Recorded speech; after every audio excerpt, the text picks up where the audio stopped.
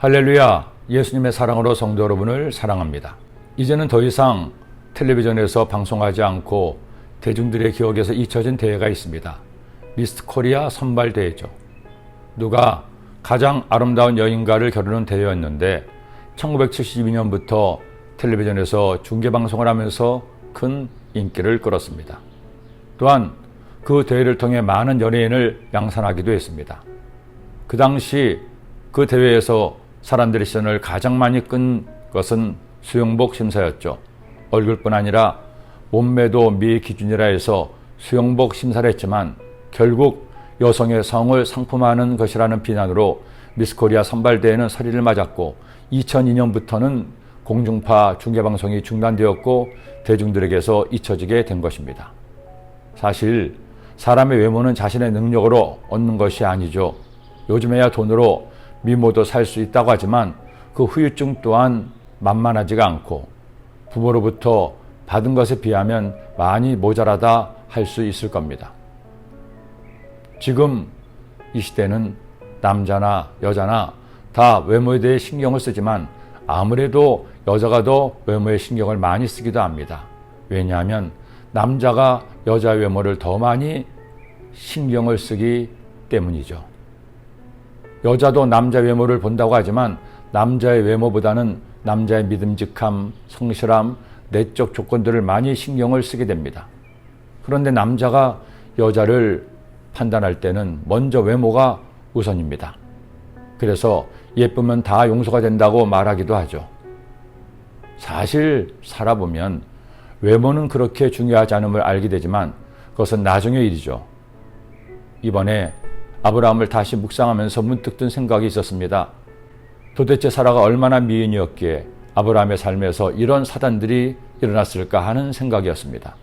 가나안에 온 지 얼마 안 되었을 때 가나안의 기근이 있자 애굽으로 가게 됐습니다.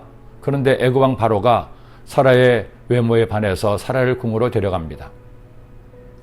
아브라함이 애굽에 이르렀을 때에 애굽 사람들이 그 여인이 심히 아름다움을 보았고 바로의 고관들도 그를 보고 바로 앞에서 칭찬함으로 그 여인을 바로의 궁으로 이끌어 들인지라. 그리고 바로는 자칭 오빠라는 아브라함에게 선물도 줍니다. 이런 비겁한 아브라함을 대신해서 하나님께서 사라를 지키시려고 바로의 집에 재앙을 내리시자 그때서야 아브라함의 사라를 아내라고 이실 직고합니다. 그런데 이런 일이 또 일어난 것이죠. 아브라함이 그랄에 살 때 그랄 아비멜렉이 사라를 보고 반했습니다. 이번에도 아브라함이 사라를 자신의 누이라고 하니 아비멜렉은 아무 의심 없이 궁으로 그녀를 데려간 것이죠. 이번에도 하나님이 개입하십니다. 아비멜렉의 꿈에 나타나셔서 사라를 돌려보내실 것을 명령하셨죠. 결국 아비멜렉은 사라를 돌려보내고 심지어 은 1000개를 사과의 예물로 아브라함에게 줍니다. 이른바 경국지색의 미모, 나라도 위태롭게 하는 여인의 외모가 있다고 합니다. 이쯤 되면 사라야말로 그 정도의 미모라고 할 수도 있을 겁니다. 그런 잘난 아내를 모시고 살려니 4000년 전 당시 상황에서 아브라함은 비겁해질 수밖에 없었는지도 모르겠습니다. 그러나 그건 역시 비겁한 변명이요. 하나님은 당신의 약속을 이루시기 위해 아비멜렉의 꿈에까지 오셔서 사라를 지키신 겁니다. 그리고 혼이 나서 사라를 보내고 예물까지 준 아비멜렉에게 하나님의 은혜가 임합니다. 아브라함이 하나님께 기도하며 하나님이 아비멜렉과 그의 아내와 여정을 치루하사 출산하게 하셨으니 야훼께서 이왕에 아브라함의 아내 사라의 일로 아비멜렉의 집의 모든 태를 닫으셨습니다라. 우리 아브라함의 비겁함은 닮지 말고 그의 믿음과 순종만 닮아갑시다. 그래서 마침내 아브라함의 복을 받으시기를 기도합니다. 기도드립니다. 하나님 아버지, 아브라함은 믿음의 조상이었지만 비겁한 때도 있었고 부끄러울 때도 있었습니다.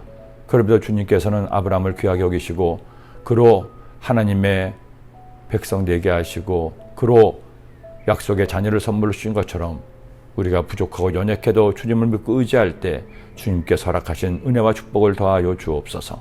예수님의 이름으로 기도드립니다. 아멘.